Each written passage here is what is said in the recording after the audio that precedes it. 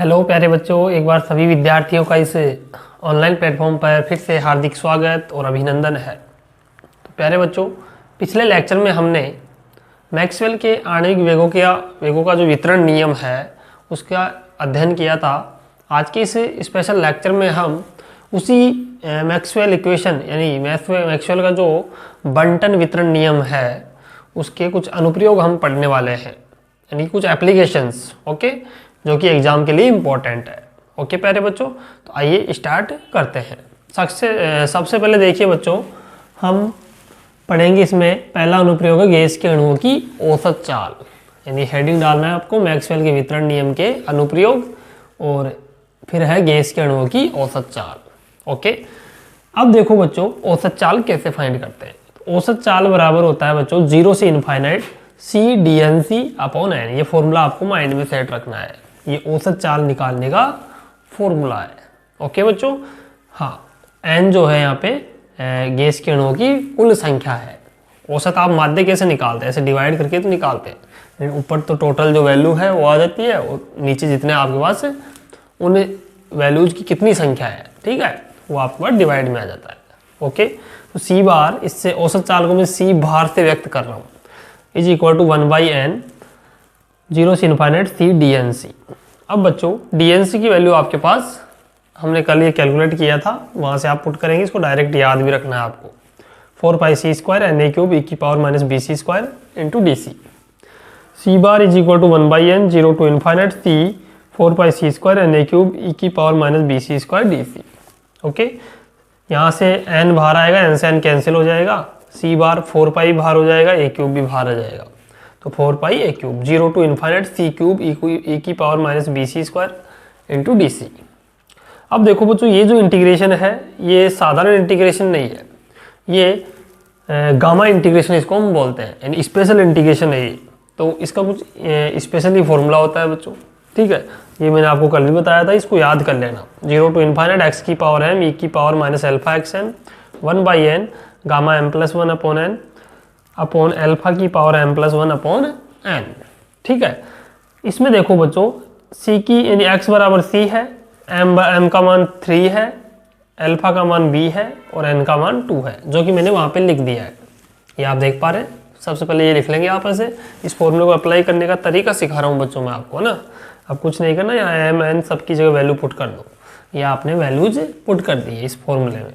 इसको जब सॉल्व करोगे आप कंप्लीटली, ए और बी नियतांक की वैल्यू आपके पास है बच्चों, हमने कल कैलकुलेट की थी ए और बी नियतांक की वैल्यू, वो यहाँ पे पुट करेंगे आप। तो हमारे पास जब सोल्व करेंगे तो सी बार की जो वैल्यू आएगी वो आएगी √8 kT अपॉन πm। ये फॉर्मूला आपको याद रखना है, इससे ऊपर न्यूमेरिकल आ सकता है, औसत चाल फाइंड करवा सकता है आपसे। तो सी बार इज इक्वल टू कितना होगा बच्चों, √8 kT अपॉन πm। ओके, इसको अच्छे से माइंड में सेट कर लेंगे। तो ये इसका फर्स्ट अनुप्रयोग यहाँ पर कंप्लीट हुआ है, तो यहाँ तक राइट डाउन करेंगे, उसके बाद अपन आगे बढ़ते हैं।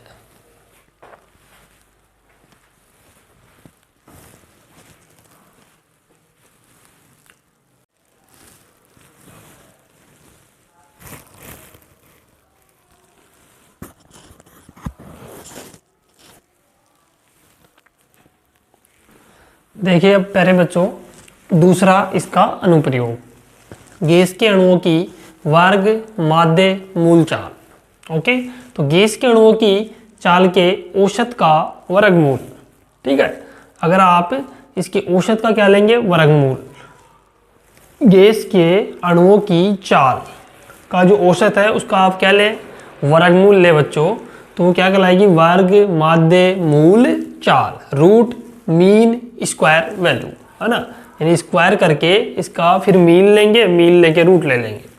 तो ये जो टोटल वैल्यू है बच्चों, ये क्या कहलाएगी, वर्ग माध्य मूल चाल या रूट मीन स्क्वायर वैल्यू, ठीक है, या रूट मीन स्क्वायर स्पीड। तो बच्चों यहाँ से मैं दोनों तरफ स्क्वायर करूंगा तो इधर से अंडर रूट हट जाएगा, ठीक है। तो c² RMS c² का माध्य यानी मीन, ये जो बाहर लग रहा है मीन को दर्शा रहा है, सी RMS का square is equal to 1/n, ये फॉर्मूला होता है अपने पास 0 to इनफाइनाइट c² आएगा इस बार, बिकॉज अंदर देखो c² है, c² DNC। कुछ नहीं करना, DNC की वैल्यू पुट करेंगे यहाँ पे और इसको सोल्व करते हुए आप नीचे तक आएंगे। ये जो इंटीग्रेशन है ये वैसा ही है जैसा अभी अपन ने फॉर्मूला अप्लाई किया था ना गामा इंटीग्रेशन का, एक्स की पावर एम ई की power minus alpha X N है ना, 0 to इनफाइनाइट वाला, वो वाला फॉर्मूला अप्लाई करके आप ये ला सकते हैं। तो ये वैल्यू आप और ए और बी की वैल्यू रख देना, फिर उसके बाद में ये कंप्लीट रख के इसको सोल्व कर लेना। तो C square R M S is equal to 3 KT upon M मिलेगा। जब स्क्वायर हटाऊंगा बच्चों तो इसके ऊपर रूट आ जाएगा। तो ये जो है रूट मीन स्क्वायर स्पीड हमारे पास आ गई। कंप्लीट फॉर्मूला आप याद रखेंगे। ओके बच्चों, थर्ड अनुप्रयोग देखो इसका, गैस के अणुओं की अधिकतम प्रसंभाव्य चाल, that means most probable speed of gas molecule, यानी गैस मॉलिक्यूल की मोस्ट प्रोबेबल स्पीड हम फाइंड करना चाहते हैं। तो क्या होगी, इसकी सबसे पहले डेफिनेशन लिखेंगे, गैस के अणुओं की वह चाल जिसमें गैस के अणु सर्वाधिक मात्रा में पाए जाएं या पाए जाते हैं उसे प्रसंभाव्य चाल कहते हैं या प्रसंभाव्य चाल कहलाती है। तो C इक्वल टू CMP, यानी इस CMP का मीन्स है मोस्ट प्रोबेबल। हम जो इस चाल को दर्शाते हैं वो CMP से दर्शाते हैं बच्चों, यानी मोस्ट प्रोबेबल स्पीड।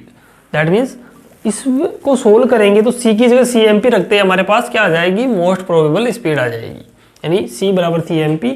अब बच्चों d/dc FC is equal to 0। FC यहाँ पे फंक्शन है, FC का मीन्स क्या है, dnc अपॉन dc। यानी कि आपको पता है बच्चों कि अधिकतम या मिनिमम के लिए हम फिजिक्स में क्या करते हैं, अवकलन करते हैं और अवकलन को 0 के बराबर रखते हैं। ठीक है, तो ये वैल्यू पुट करेंगे, FC की वैल्यू यहाँ से लेंगे dnc अपॉन dc बराबर 0, d/dc, dnc की वैल्यू हमारे पास ये होती है, dc से dc कैंसिल आउट करेंगे और c बराबर क्या रख देंगे, CMP रखेंगे लास्ट में अपन बराबर 0। देखो बच्चों कुछ नहीं, सिंपल सी कैलकुलेशन है, कर सकते हैं ना। अब अपना आगे बढ़ते हैं ना, यहाँ तक राइट डाउन करो एक बार आप।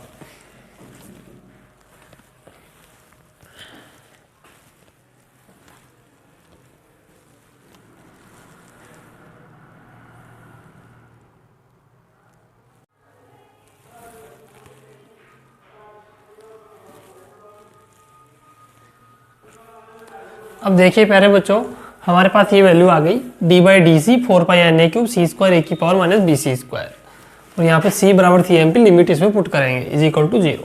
प्यारे बच्चों इसका आप c के सापेक्ष अवकलन करेंगे, जिसमें से 4πNA³ तो बाहर आ जाएगा बिकॉज कॉन्स्टेंट वैल्यूज है।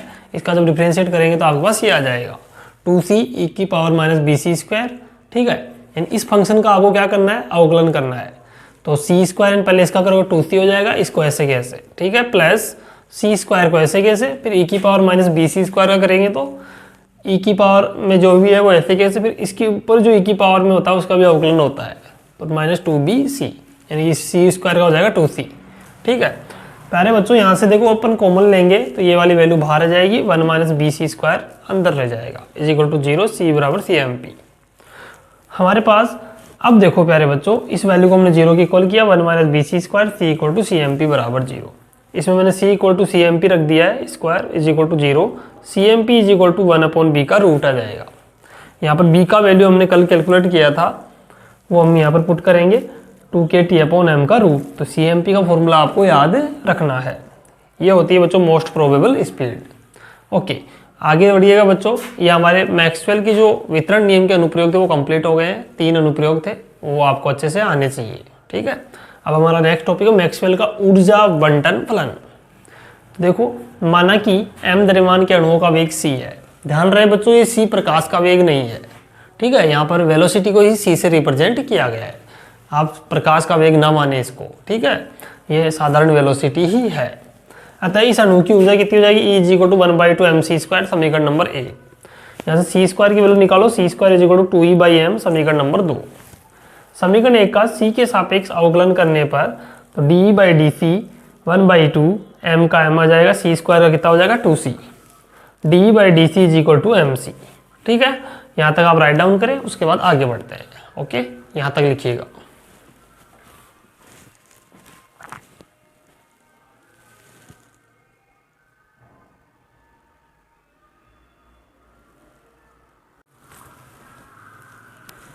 अब देखिए प्यारे बच्चों, समीकरण 2 से c का मान हम रखेंगे, तो हमारे पास जो d/dc की जो वैल्यू आएगी वो आएगी m√2e/m।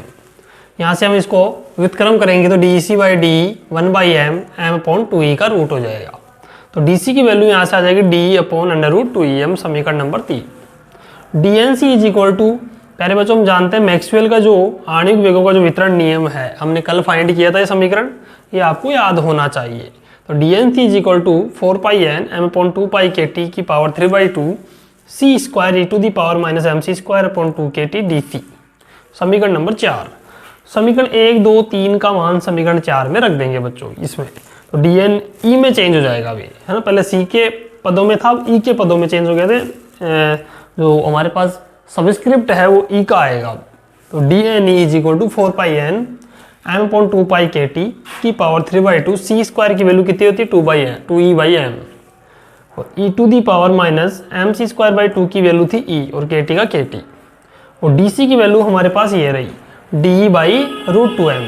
ठीक है प्यारे बच्चों, इसको हम आगे जब सोल्व करेंगे तो dne की जो वैल्यू है 2n/√2 पाई 1 के टी की पावर 3/2 ई की power half E to the power minus E upon K T D E. समीकरण नंबर 5 दे देंगे।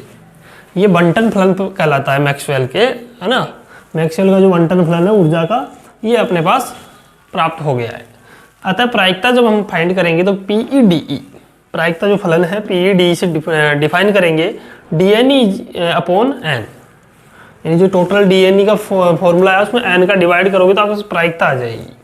तो पीई डी जो प्रायिकता फलन है वो आएगा 2/√पाई, क्योंकि n तो कट जाएगा यहाँ से। ठीक है, 1 के टी की पावर 3/2 ई की पावर हाफ ई की power minus E upon K T D ई। ओके बच्चों, तो ये आपके पास मैक्सवेल का जो हम कहें ऊर्जा वितरण फलन वो हमने फाइंड कर लिया है। अब इसके भी वही एप्लीकेशन है, यानी कि माध्य ऊर्जा निकालेंगे, है ना, फिर अधिकतम प्रसंभाव्य ऊर्जा भी यहाँ से निकालेंगे और रूट मीन स्क्वायर जो वैल्यू है वो भी यहाँ से फाइंड करेंगे। इन तीनों अनुप्रयोग इसके भी हम यहाँ पर करेंगे। तो यहाँ तक राइट डाउन करो, उसके बाद आगे चलते हैं।